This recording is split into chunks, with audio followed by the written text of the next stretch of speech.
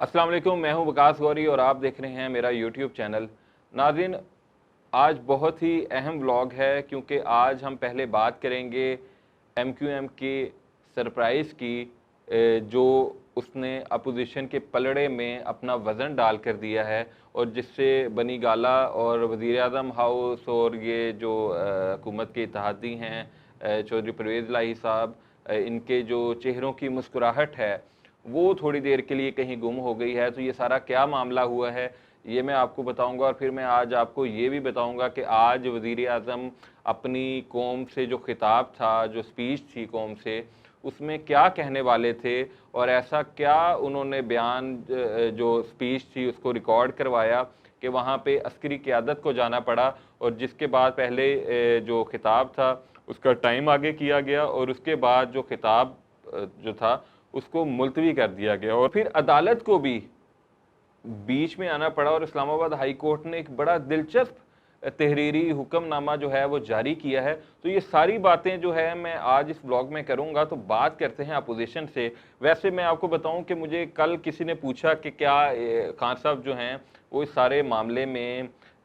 रुक जाएंगे, अपने आप को बचा लेंगे, जिस तरह वो कह रहे हैं कि वो माइंड के जो हैं वो माइंड प्लेयर हैं, खिलाड़ी हैं और आखिरी बॉल तक खेलेंगे। तो मैंने उनको एक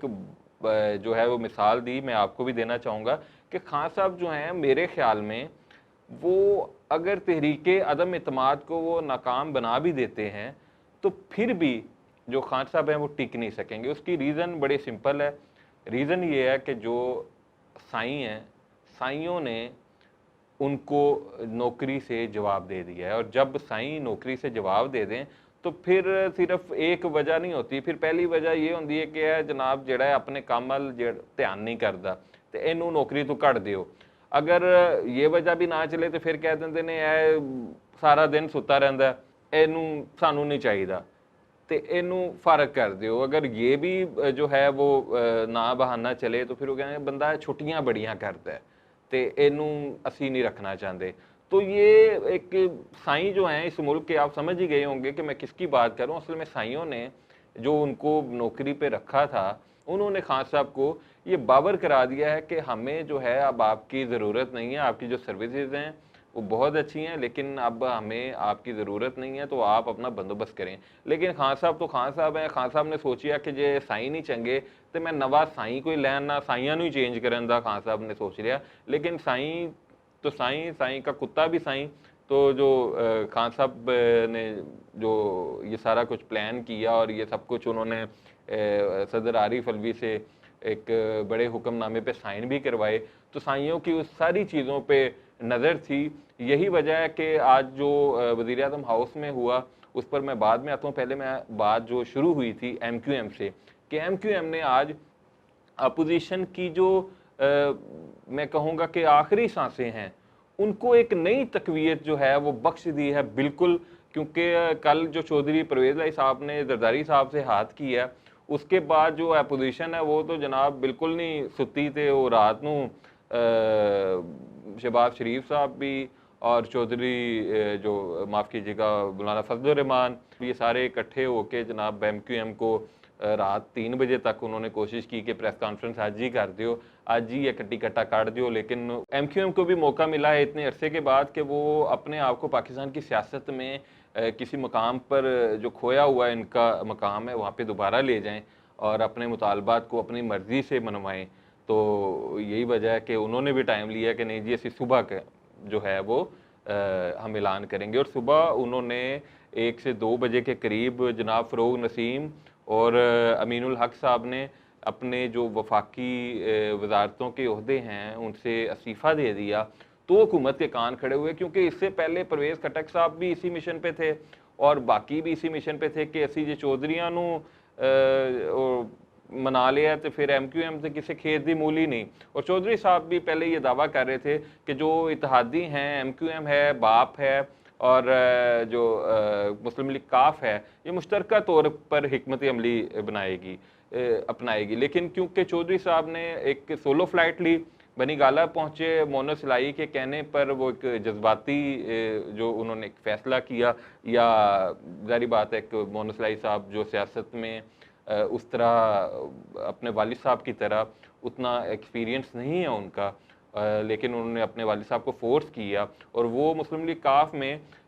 شاید واحد آواز تھے جنہوں نے سب کو منایا کہ نہیں جی ہاں سانو خان صاحب دا ساتھ ہی دینا چاہیے۔ تو اس کا خیر نتیجہ ایک دو دن میں آ جائے گا۔ تو ایم کیو ایم نے جب یہ فیصلہ کیا تو حکومت کو تو جناب کان ہو گئے، کہ حکومت کو تو پتہ لگ گیا کہ ساڈے تے نمبر گیم ہی انہاں تو بغیر پورے نہیں ہوندے۔ تو پھر انہوں نے پرویز خٹک صاحب نے دوبارہ جو ہے وہ ان سے رابطہ کیا اور انہوں نے کہا جی آپ وہ وزارت بھی لے لیں، آپ وہ وزارت بھی لے لیں۔ بلکہ میں آپ کو ایک بڑی مزے کی بات بتاؤں کہ چودھری پرویز لائی نے وزیر اعظم عمران خان کے ساتھ بیٹھ کے اسلم بھوتانی کو کال کی، اور انہوں نے کہا جی کہ آپ کی وزارت کی بات ہو رہی ہے اور آپ کے ساتھ پرویز خٹک صاحب رابطہ کرتے ہیں۔ تو آگے سے اسلم بھوتانی نے فون جو ہے وہ چودھری پرویز لائی کا وہ بند کر دیا۔ تو یہ اس وقت ایک ڈرامائی ایک صورتحال بنی ہوئی ہے اقتدار کے ایوانوں میں۔ تو جب ایم کیو ایم نے باضابطہ اعلان کیا کہ وہ اپوزیشن کی حمایت کرے گی اور ملک کے مفاد میں، خیر ملک کا مفاد تو آپ کو بھی پتہ ہے کہ جناب انہیں شپنگ کی وزارت بھی چاہیے اور انہیں جو ان کے دفاتر ہیں وہ بھی چاہیے، وہ دوبارہ ایک طاقت میں آنا چاہ رہے ہیں سندھ میں، تو پیپلز پارٹی بھی پھر مجبور ہے کہ اب وہ ان کو حصہ دے، کیونکہ پہلی جو ہے وہ کاف لیگ نے سارے راستے بند کر دیے تھے، تو اس لیے ساری بات مان لی۔ تو اس کے بعد پھر جناب خان صاحب نے کیا کیا کہ خان صاحب نے دوبارہ وہ خط والی جو وہ آج کل وہ چلا رہے ہیں، لکھے جو خط تجھے جو تیرے نام پہ، تو ہزاروں رنگ کے فسانے بن گئے، تو انہوں نے اس کے فسانہ بنانے کی کوشش کی، اور وہ خط کے بارے میں وہ نکلا کھودا پہاڑ اور نکلا جناب سفارتکار، اور سفارتکار بھی وہ پاکستان کا، جس نے کہہ رہے ہیں کہ اپنی ازمپشن پہ ایک تحریر لکھ کے بھیجی کہ یہ خطرات ہیں، اس میں طریقے عدم اعتماد ہے۔ اور جب بھی آپ کسی حکومتی عہدے پر ہوتے ہیں تو ان آفیشلی بھی آپ کی کئی جو ہے وہ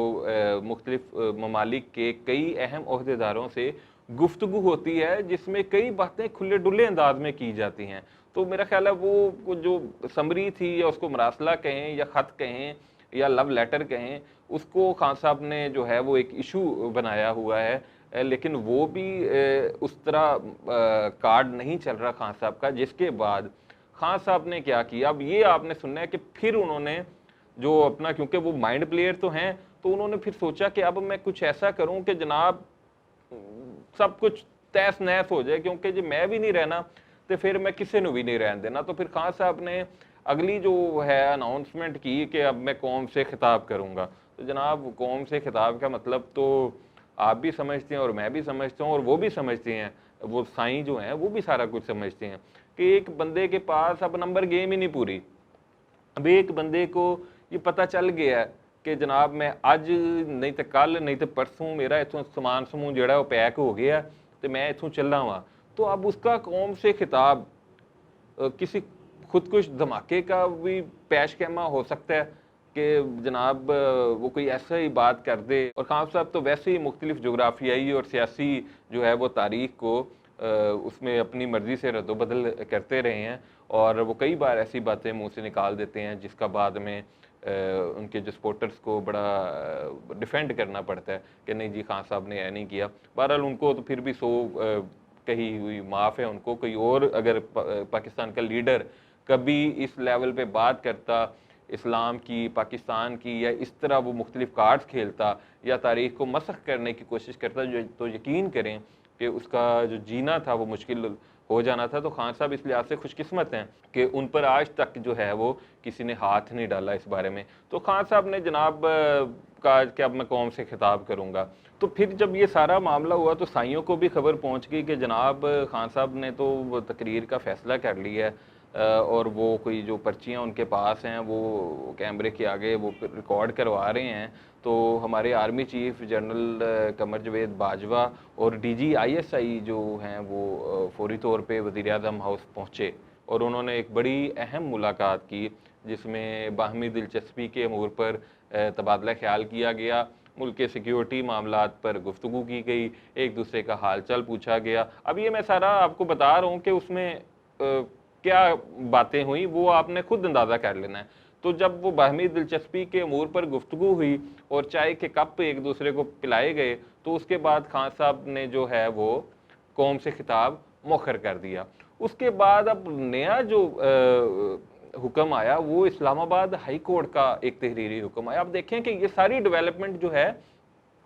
वो सिर्फ आज की है, एक दिन में ये सारे मामलात हुए हैं कि इस्लामाबाद हाई कोर्ट ने उस खत के बारे में तहरीरी हुक्मनामा जारी किया और उन्होंने उस तहरीरी हुक्मनामे में कहा कि उम्मीद है कि वज़ीर आज़म पाकिस्तान अपने हल्फ की पासदारी करते हुए मुल्क की जो हसास मालूमात हैं उन्हें अफशा नहीं करेंगे, और वज़ीर आज़म का जो हल्फ है उस तहरीरी हुक्मनामे में उसका भी हवाला दिया गया। और अदालत ने अपने तहरीरी हुक्मनामे में कहा कि वज़ीर आज़म अपने हल्फ से बालातर होकर कोई ऐसा फैसला भी नहीं करेंगे जो मुल्की मुफाद के खिलाफ हो। तो ये आप अब जरा कड़ियों से कड़ियाँ आपने मिलानी है कि पहले जो था वो MQM ने सपोर्ट जो है वो वापस कर ली हुकूमत से। उसके बाद जनाब वज़ीर आज़म साहब ने वो ख़त वाला वो सारा किया कि मैं पहले साफ़ियों को दिखाऊंगा, फिर उन्होंने कहा अरकान असम्बली को दिखाऊंगा, फिर उन्होंने कहा मैं दिखाऊंगा नहीं क्योंकि ये कौमी सीक्रेट है, तो मैं इसके जो मंदरजात हैं वो बताऊंगा। उसके बाद जनाब उन्होंने कौम से खिताब का जो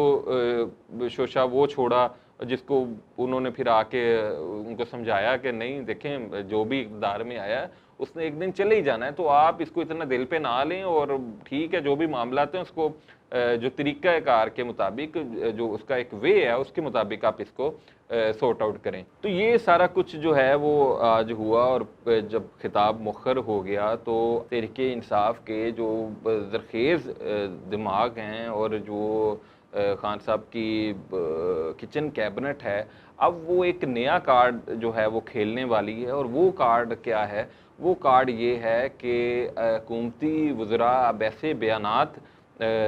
देना शुरू हो गए हैं कि खान साहब को खुदा न खास्ता कोई कत्ल की धमकी दी गई है और खान साहब को जान से मारने की कोशिश जो है वो की जा रही है, और कोई ऐसा मंसूबा बनाया गया है। तो ये वही बात है कि ना मैं खेडांगा तो ना मैं खेडन देंगा, यानी खान साहब जो इक़्तिदार में आने से पहले ये दावा करते थे कि उन्हें इस सीट से कोई मोहब्बत नहीं बल्कि वो अवाम की खिदमत करना चाहते हैं, और वो बहुत बड़े एक जमहूरियत पसंद के तौर पर अपने आप को पेश करते थे कि बरतानवी वज़ीर आज़म के घर के बाहर भी लोग एहतजाज करते हैं, और जो ये तहरीक अदम एतमाद आने से पहले खुदा का शुक्र अदा करते थे कि मैं तो अल्लाह का शुक्र अदा करता हूँ कि तहरीक अदम एतमाद आई है, तो वो अब इतने खौफज़दा हैं कि अब बात जो है वो कत्ल के बयानात तक जो है वो जा पहुँची है। तो मैं इस बारे में सिर्फ इतना ही आखिर में कहना चाहूँगा कि खान साहब आपने कई बयानात दिए कि आप आखिरी बॉल तक जो है वो मैच खेलेंगे, लेकिन जब 5 गेंदों पर 5 खिलाड़ी आउट करने हों और एक बॉल जो है वो बीट हो जाए और खिलाड़ी आउट ना हो, और पता हो कि 4 बॉल्स पर या 3 बॉल्स पर 5 खिलाड़ी आउट नहीं किए जाते, तो अक्सर जो है वो मैच आखिरी बॉल तक नहीं खेला जाता। आप ये कराची में होने वाले पाक ऑस्ट्रेलिया मैच का ही एंड देख लें, तो फिर मैच को उन आखिरी गेंदों पर जाने से पहले ही मुलतवी कर दिया जाता है। तो मेरा आपको मशवरा यही है, बल्कि पूरी कौम का मशवरा यही है कि आप इस मैच को मुलतवी कर दें और आखिरी बॉल तक जाने की कोशिश ना करें। अगर आपको मेरा व्लॉग पसंद आया है तो मेरे चैनल को लाइक कीजिए, सब्सक्राइब कीजिए और शेयर कीजिए। अल्लाह हाफिज़।